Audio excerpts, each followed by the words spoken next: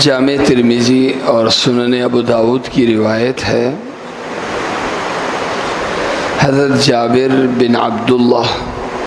رضی اللہ عنہما روایت کرتے ہیں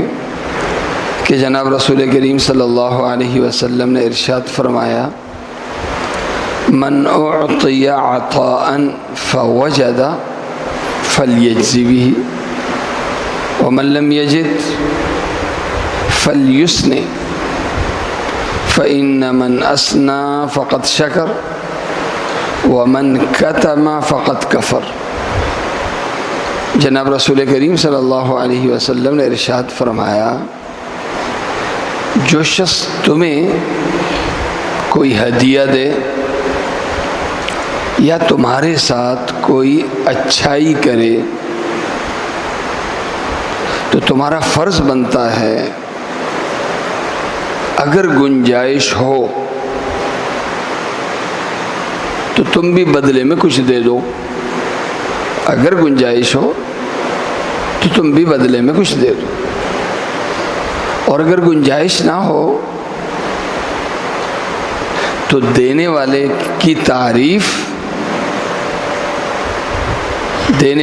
تعریف کر دو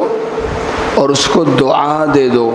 جزاک اللہ خیرا کہہ دو، کیونکہ جس نے تعریف کی اور دعا دی اس نے شکر ادا کرنے کا فرض پورا کر لیا، اور جس نے تعریف بھی نہیں کی، دعا بھی نہیں دی، اس نے گویا دوسرے کی نعمت کی ناشکری کی، اور فرمایا ناشکری کفر ہے، ناشکری کفر ہے۔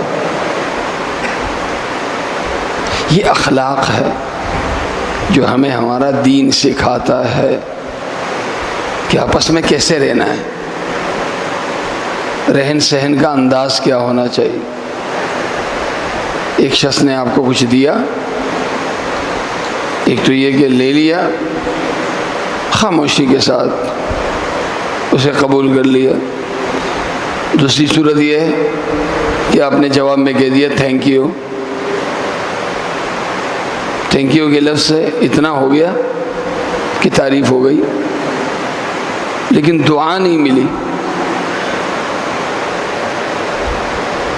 آپ نے بجائے تھینک یو میں تھینک یو کے ساتھ غیروں کی روایت کے ذریعے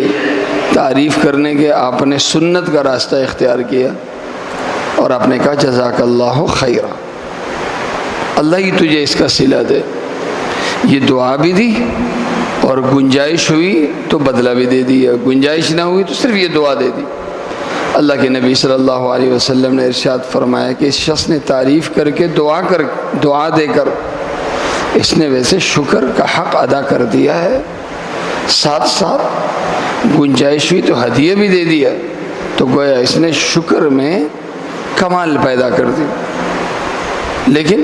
ایک شخص ان میں سے کوئی نہیں کرتا، اللہ کے نبی صلی اللہ علیہ وسلم نے ارشاد فرمایا یہ شخص ناشکرا ہے، اور انسانوں کا ناشکرا کبھی اللہ کا شکر گزار نہیں ہو سکتا۔ اللہ تعالیٰ مجھے اور آپ سب کو عمل کرنے کی توفیق عطا فرمائے۔